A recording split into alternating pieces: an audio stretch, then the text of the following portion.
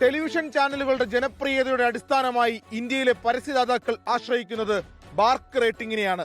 BARC അഥവാ broadcast audience research കൗൺസിലാണ് BARC rating നിശ്ചയിക്കുന്നത്. ടെലിവിഷൻ കാഴ്ചക്കാരുടെ എണ്ണം, അവർ കാണുന്ന പരിപാടികൾ, ചാനലുകൾ എന്നിവ ശാസ്ത്രീയമായി അളക്കുകയും റിപ്പോർട്ട് ചെയ്യുകയാണ് ബാർക്ക് ചെയ്യുന്നത്.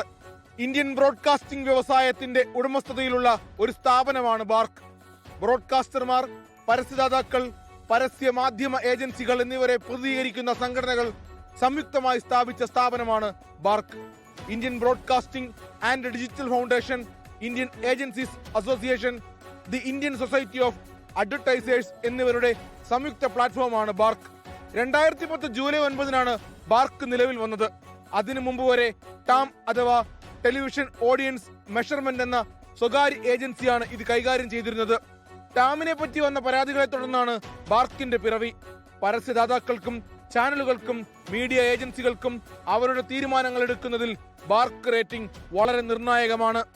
ബാർക്ക് റേറ്റിംഗ് എന്നത് ഒരു ടെലിവിഷൻ ചാനൽ അല്ലെങ്കിൽ ഒരു പ്രത്യേക പരിപാടി എത്രത്തോളം ജനപ്രിയമാണ് എന്ന് അളക്കുന്ന ഒരു സൂചികയാണ്. ഇത് സാധാരണയായി TRP അഥവാ ടെലിവിഷൻ റേറ്റിംഗ് പോയിന്റ് എന്ന പേരിലാണ് അറിയപ്പെടുന്നത്. ഇന്ത്യയിലെ തിരഞ്ഞെടുത്ത നഗരങ്ങളിലും ഗ്രാമങ്ങളിലുമായി വിവിധ വീടുകളിൽ പീപ്പിൾസ് മീറ്ററുകൾ രഹസ്യമായി സ്ഥാപിച്ചിട്ടുണ്ട്. ഈ മീറ്ററുകൾ ആ വീട്ടിലെ ആളുകൾ ഏത് ചാനലാണ് ഏത് സമയത്താണ് കാണുന്നത് എന്ന് കൃത്യമായി രേഖപ്പെടുത്തുന്നു. ഈ മീറ്ററുകളിൽ നിന്ന് ലഭിക്കുന്ന വിവരങ്ങൾ ദിവസവും ബാർക്ക് ശേഖരിക്കുന്നു.